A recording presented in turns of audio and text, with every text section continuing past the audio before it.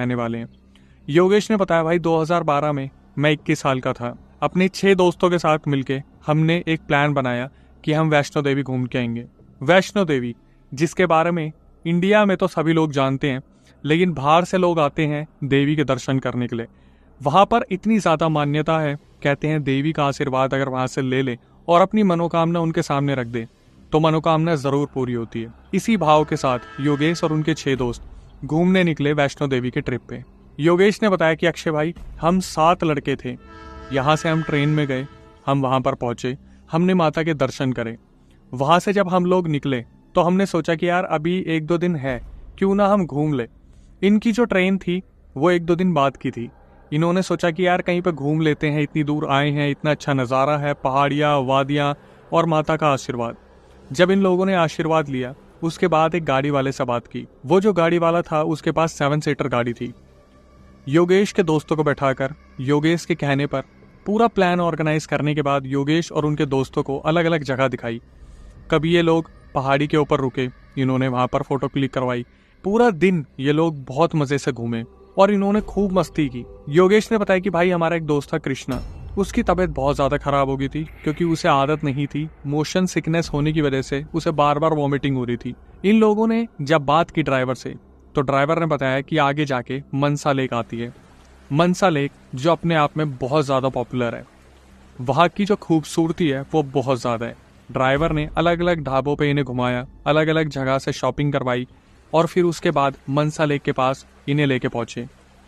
शाम हो चुकी थी, 8:30 बज गए थे।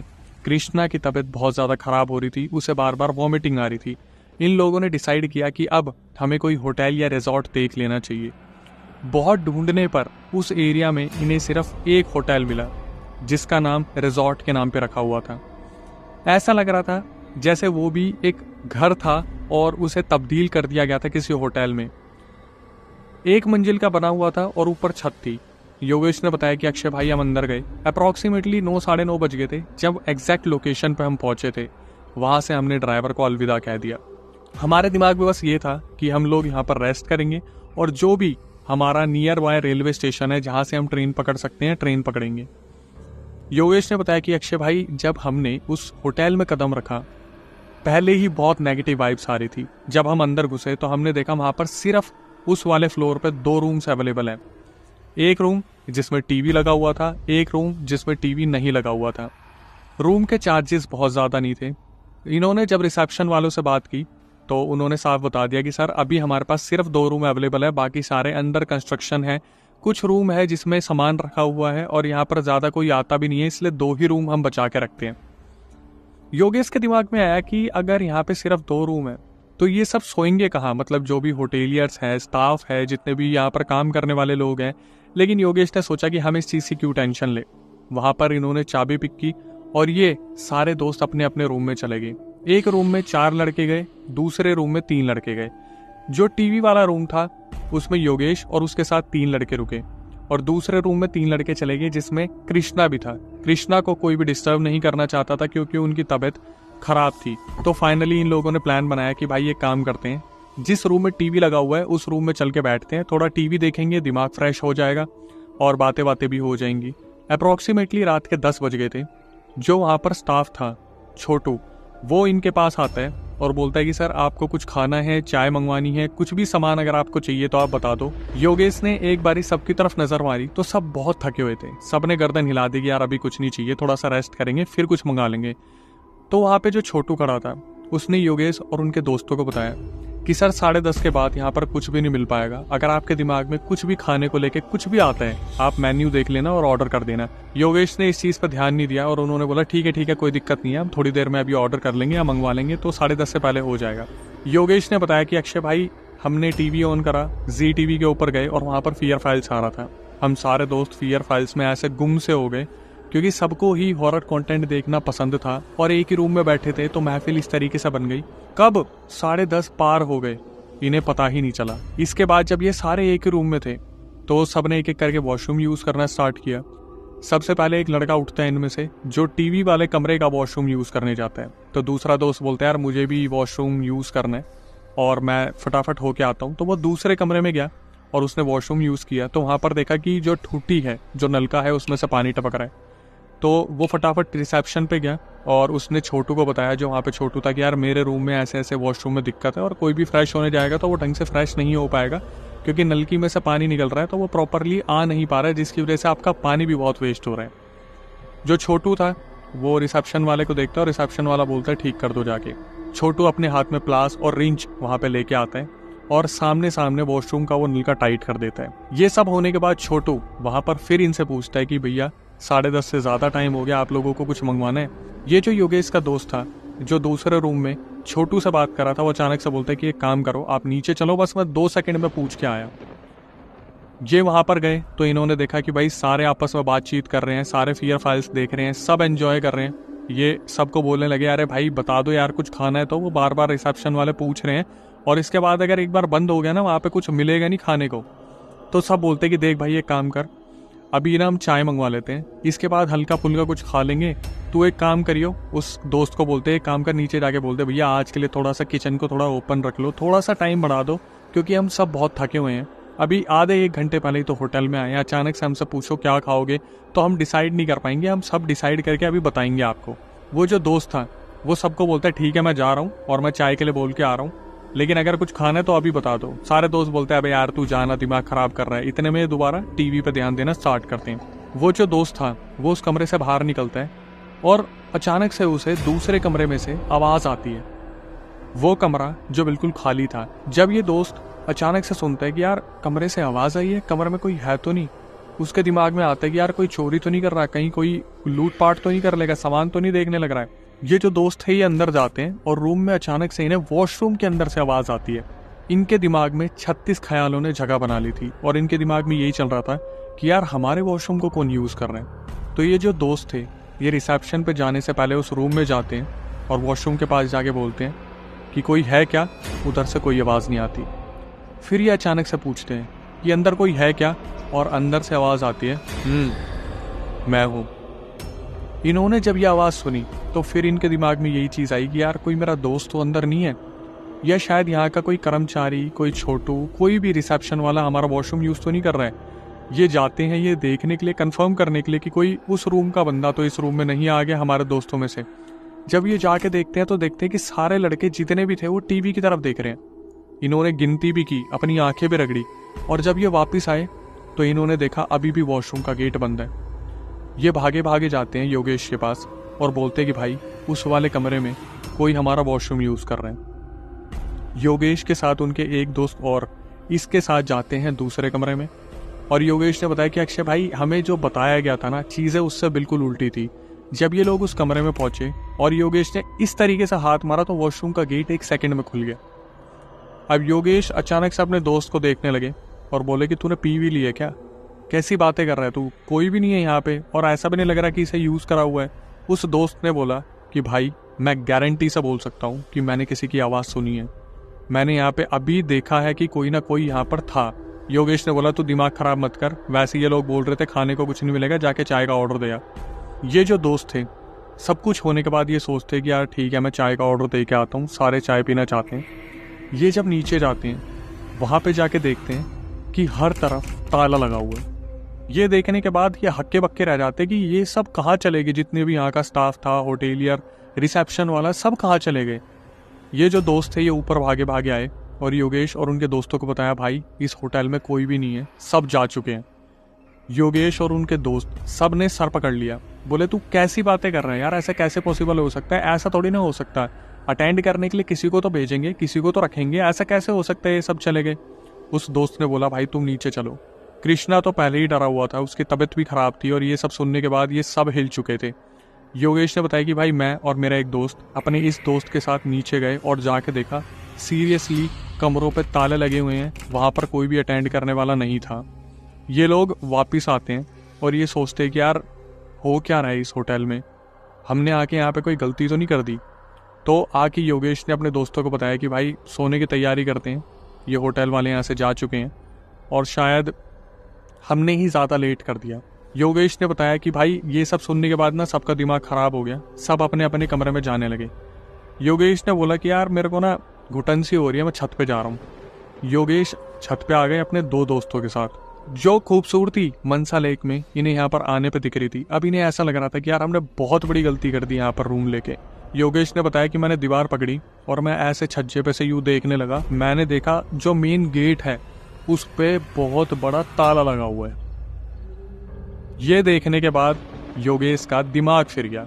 योगेश ने बताया कि भाई मेरा दिमाग इतना ज़्यादा ख़राब हो गया कि भाई ये हमें लॉक करके चले गए। ये तीनों लड़के नीचे आए और इन्होंने किसी को कुछ भी नहीं बताया, सिर्फ इतना बोल दिया कि भाई सब जा चुके हैं, हमें भी सोना चाहिए।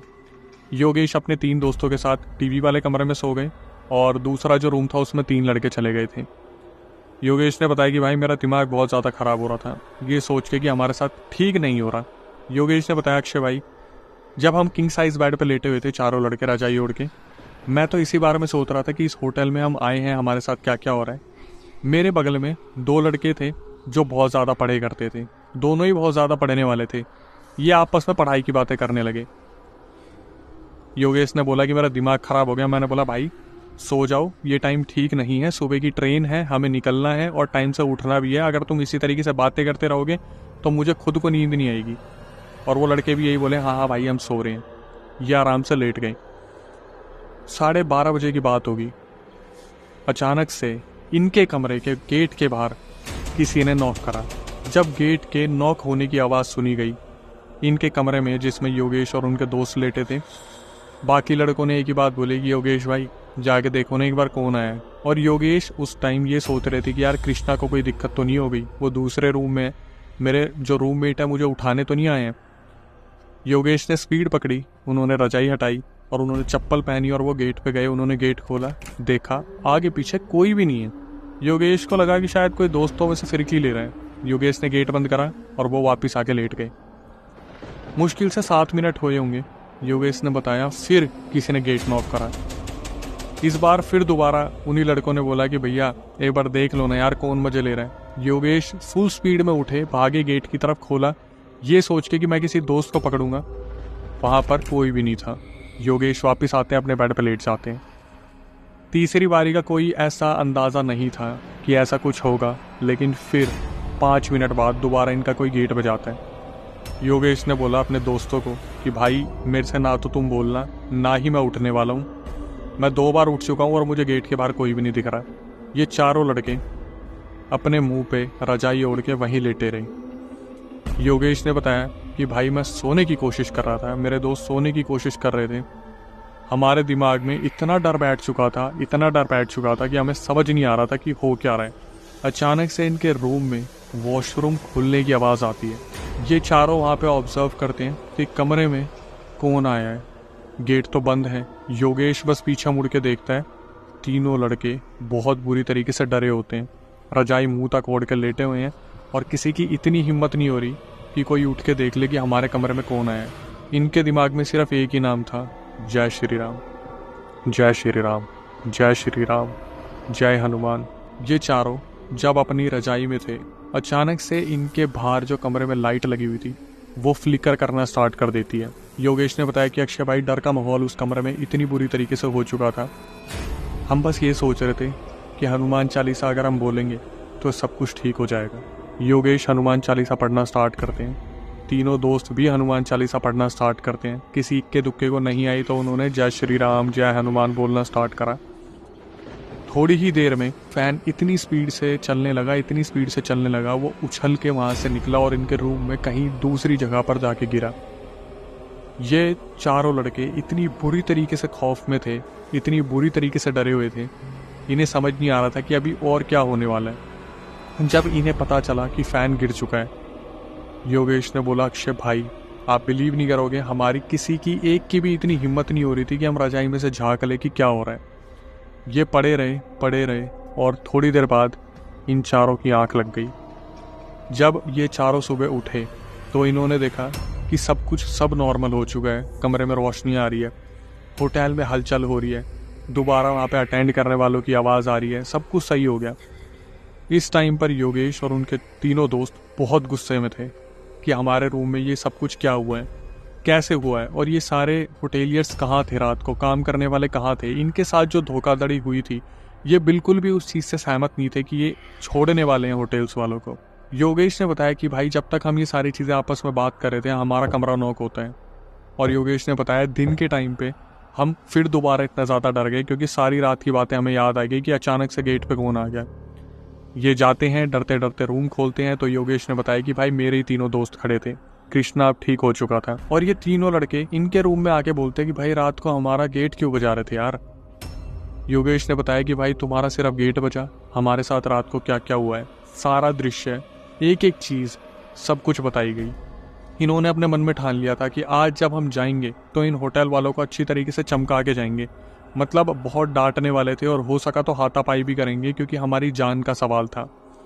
योगेश ने बताया कि मेरे सारे दोस्त बहुत गुस्सा थे। हम नीचे पहुंचे तो हमने देखा कि एक सिर्फ छोटू वहाँ पे खड़ा था और होटल अटेंड करने वाले जो लोग थे वो बाहर धूप के मजे ले रहे थे। योगेश ने उन्हें आवाज़ मारी कि भैया इधर आना जरा, तो वो अंदर आते हैं और उनके चेहरे पर भी डर था, एक सिकंज थी कि उन्हें मालूम था कि इनके साथ कुछ तो गड़बड़ हुई है। तो वहाँ पर जो रिसेप्शन वाला था वो बोलता है कि हाँ भैया क्या हुआ, सब ठीक था, कोई दिक्कत, क्या हुआ, आप गुस्से में लग रहे हो। योगेश ने बोला कि बस मुझे इतना बता दो कि रात को हमारे इस मेन गेट को लॉक करने की वजह क्या थी। तो वो बताती कि भैया सब अपने अपने घर निकल गए थे, हमने आपको बताया था 10:30 पौने 11 के बाद आपको नहीं मिल पाएगा हमारी तरफ से कुछ भी, तो हम सब निकल गए थे। योगेश ने जबड़ी भींचते हुए बोला कि मुझे सच सच बता दो, हमारे दोस्त कृष्णा की तबीयत खराब थी, तुम लोगों ने लॉक करा, यहाँ पर एक भी बंदे को नहीं छोड़ा, और अगर एक भी बंदा नहीं था तो रात को हमारे कमरे में कौन आया था। वो जो होटल का रिसेप्शन वाला था वो अचानक से घबरा गया, जैसे उसे कुछ मालूम था। योगेश ने अपनी लैंग्वेज में सीधा बोल दिया कि मेरे को सच सच बता दो, वरना हम 7 जने हैं और यहाँ पर अच्छा खासा तमाशा कर सकते हैं। तो होटल वाले ने बोला कि सर सही में कोई नहीं रुका था, आपको ऐसा क्यों लग रहा है कि आपके साथ हम कुछ ऐसा करेंगे। योगेश उन्हें अपने कमरे में लेके गए और पूरे रूम की हालत दिखाई। वॉशरूम की बाल्टियाँ इधर उधर फेंकी हुई थी और साथ में पंखा गिरा हुआ था। योगेश ने बोला मुझे बस ये जस्टिफाई कर दो कि हमारे कमरे में रात को कौन आया था या फिर इस लोकेशन का क्या सच है। वो जो रिसेप्शन वाला था वो बोलता है कि सर हम अपनी तरफ से सब कुछ सही कर रहे हैं सर, हमारे साथ पता नहीं क्यों गलत हो रहा है। योगेश के दिमाग में एकदम से बातें घूमती है, हम सब कुछ सही कर रहे हैं, हमारे साथ क्यों गलत हो रहा है। योगेश ने बोला कि तुम मुझे सच सच क्यों नहीं बता देते यहाँ पर क्या है। तो वो होटेलियर बताता है जो रिसेप्शन वाला था कि सर हमसे भी एक बहुत बड़ी गलती हो गई, हमारे ही एक गांव का इंसान था जिसने हमें ये लैंड होटल लीज पर दिलवा दिया। हमें बिल्कुल भी नहीं मालूम था सर कि यहाँ पर इतना ज़्यादा सब कुछ होता है। 1 महीने बाद हमारी लीज ख़त्म हो रही है, हम बस इस जगह को चला रहे हैं ये सोच के कि गेस्ट आए और उनको कोई दिक्कत ना हो, लेकिन हमेशा हमें यहाँ पे कंप्लेंट आती है। योगेश ने बोला भाई तुम इस चीज़ को इस तरीके से जस्टिफाई कर रहे हो कि तुम्हारे साथ गलत हुआ तो तुम अपने गेस्ट के साथ गलत कर रहे हो। उस इंसान ने बोला सर ऐसे अचानक से कोई चीज़ नहीं होती, कभी कभार गेस्ट ने कंप्लेंट करी है कि उनके साथ ऐसा कुछ हुआ है।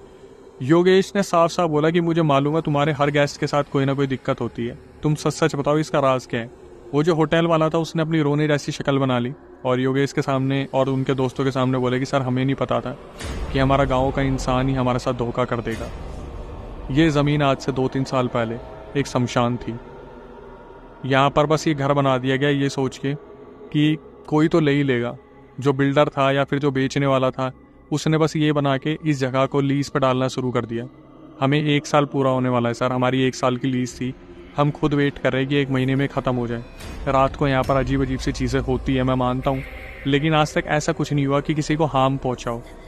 योगेश ने बोला कि आपको पता है अगर हम रजाई से बाहर निकल जाते ना तो हमारे साथ पक्का कुछ होता है। ये तो हम वैष्णो देवी होके आए हैं तो उनका आशीर्वाद है और हनुमान चालीसा गाई, उन सब चीज़ों ने बचा लिया। योगेश ने उनको सीधा बोला कि आपके खिलाफ अगर हम एक्शन लेना चाहें तो आपको कैसा लगेगा। जो वहाँ पे होटल वाले थे उन्होंने हाथ जोड़ लिए कि सर ऐसा कुछ मत करना, आप चाहो तो रिफंड ले लो। लेकिन योगेश ने बताया भाई हम जाट लोग हैं, हम किसी की मेहनत का पैसा खाते नहीं हैं, इन लोगों ने जो हमारे साथ करा वो कर दिया, लेकिन हम इनके साथ वो नहीं कर सकते थे। योगेश ने बताया कि अक्षय भाई, उसके बाद हम सारे लड़के वहाँ से उठे, अपना सामान उठाया, हमने इनसे ज़्यादा बात नहीं करी और सीधा अपनी ट्रेन पकड़ के वापस दिल्ली आ गए। आने में टाइम लगा, ट्रेन पहुंची, हम काफ़ी देर तक ये चीज़ें डिस्कस करते रहे कि यार हमारे साथ क्या हुआ और किसी के साथ ऐसा ना हो जाए। तो सबने बस इस चीज़ को समझा कि 1 महीने की तो बात है, किसी के साथ शायद ना ही हो या शायद किसी के साथ हो जाए। आप भी ध्यान रखिएगा कि कभी ऐसी जगह पर जाना हो तो कोई ऐसा होटल ना ले ले जो शमशान या कब्रिस्तान के ऊपर हो। पता नहीं मुझे ऐसा क्यों लगता है कि होटल्स में ऐसे एक्सपीरियंस बहुत ज़्यादा होते हैं। होटल्स में क्राइम बहुत होते हैं, या फिर शायद कुछ अनछुपे राज जो होटल्स वाले अपने साथ रखते हैं। क्या इनकी ज़मीन शमशानी होती है, या इन्होंने खुद कुछ ऐसे पंगे पाल रखे होते हैं जिसकी वजह से ये प्रॉपर्टीज इतनी हॉन्टेड हो जाती है। योगेश ने अपने moral of the story conclusion में सिर्फ इतना बताया कि अक्षय भाई, भगवान पे भरोसा रखना बहुत ज़रूरी है। हमने बिल्कुल नॉर्मल हो गए। ये इंसिडेंट 2012 का था। मेरी आज 2024 में योगेश से बात हुई है, और बताते टाइम वो उसी दर्द से बता रहे थे, एक एक चीज़ जो उन्होंने रिकॉर्डिंग पे बताई। इसी तरीके से हम सब्सक्राइबर से कनेक्ट होते हैं और उनसे पूरी इजाज़त ली जाती है कि क्या हम छुपाएं, क्या दिखाएं, कोई चीज़ जो आप बताना चाहते हैं, स्पेशली कोई चीज़ मेंशन